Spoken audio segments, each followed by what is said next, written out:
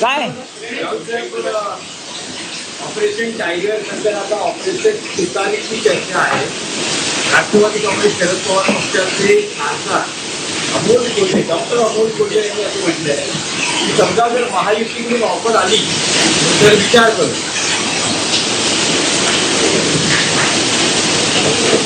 असं आहे की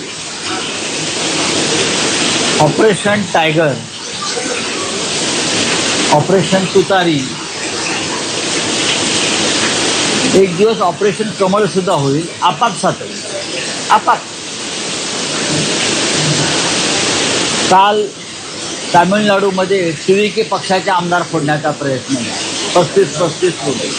35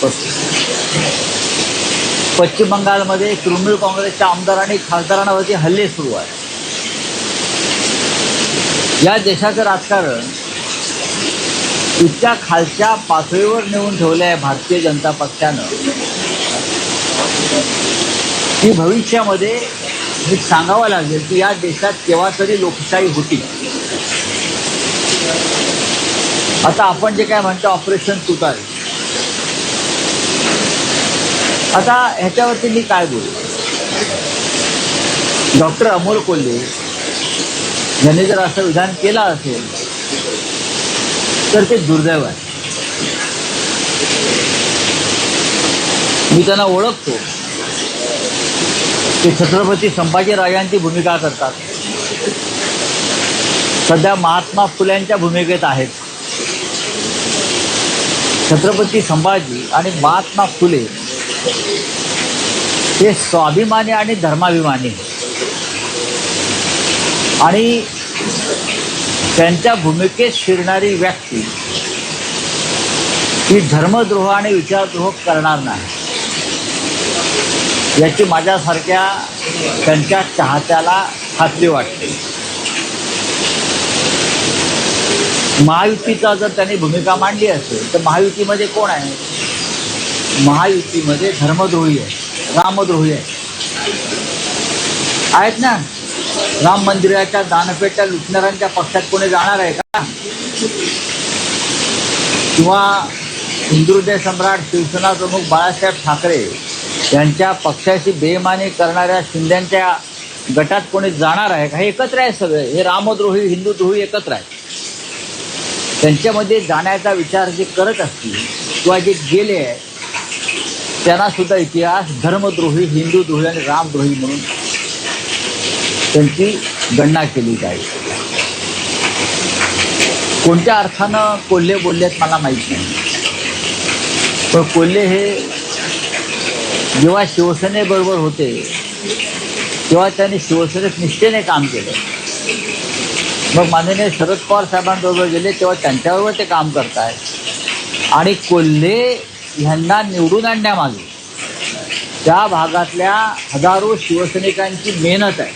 हे जिल्हा प्रमुख आहेत पुण्यातले आमचे, बरं का, रामदास आबा धनवडे. त्यांना विचारा की कोल्ह्यांना निवडून आणण्यामध्ये मूळचा तो मतदारसंघ शिवसेनेचा, फक्त अमोल कोल्हे आहेत, संभाजी महाराज आहेत आमचे पडद्यावरचे, म्हणून आम्ही सगळ्यांनी त्यांना मनापासून त्यांचं काम केलं. त्याच्यामुळे अमोल कोल्हे यांनी जरी काही वक्तव्य केलं असलं तरी ते मूळ पक्षातच राहतील याच्याविषयी माझ्या मनात शंका नाही.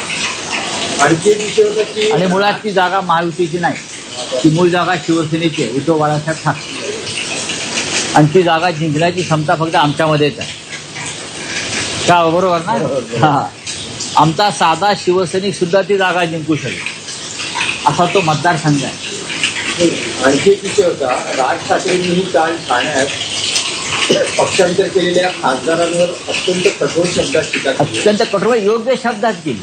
त्यांचं म्हणणं असं आहे की प्रश्न हा विकत घेणाऱ्यांचा नाहीये तर विकले जाणाऱ्यांचा आहे. नक्कीच. आणि देहविक्री जर होणार असेल तर गिराईक तर असणारच ना. राजकारणाचा जो गोलपिठा केलेला आहे, कोणी केला राजकारणाचा गोलपिठा? महाराष्ट्राच्या राजकारणाला प्रतिष्ठा होती, महाराष्ट्राच्या राजकारणाला एक विचार प्रवाह होता, विविध विचारांचे लोक होते. पण महाराष्ट्रासाठी ते एका प्रवाहात सामील होत होते. मग यशवंतराव चव्हाण असतील, यशवंतराव मोहिते असतील, बाळासाहेब देसाई असतील, वसंतराव नाईक असतील, वसंतदादा पाटील असतील आणि दुसऱ्या बाजूला एन डी पाटील असतील, हिंदुहृदय सम्राट बाळासाहेब ठाकरे असतील, मधु दंडवते असतील, मधु लिमये असतील, जॉर्ज फर्नांडिस असतील, सगळ्या विचारांचे लोक एकत्र यायचे आणि राज्य आणि देशाचा विचार करायचा. आज तसं आहे का? आज फक्त जी वकवक सुटलेली आहे सत्ताधाऱ्यांना पक्ष फोडण्याची, ऑपरेशन करण्याची, एक दिवस यांचं ऑपरेशन कधी होईल त्यांनाच कळणार नाही. आता मी जर काय अगदी परखड बोललो ते म्हणा संजय राऊत शिवी देतो, पण ज्या भाषेत जी भाषा एखाद्याला कळते त्या भाषेत बोलणं गरजेचं असतं. यांचा DNA एकदा टेस्ट करावा लागेल या सगळ्यांचा, हे खरोखर यांच्या अंगामध्ये महाराष्ट्राचं रक्त आहे की नाही, का भेसळ आहे. ऑपरेशन सुतारी करताय, मग ऑपरेशन आमचं पक्षाचं टायगर बिगर हे नावं देऊ नका ऑपरेशनला. हे लांडगे आहेत, हे कोल्हे आहेत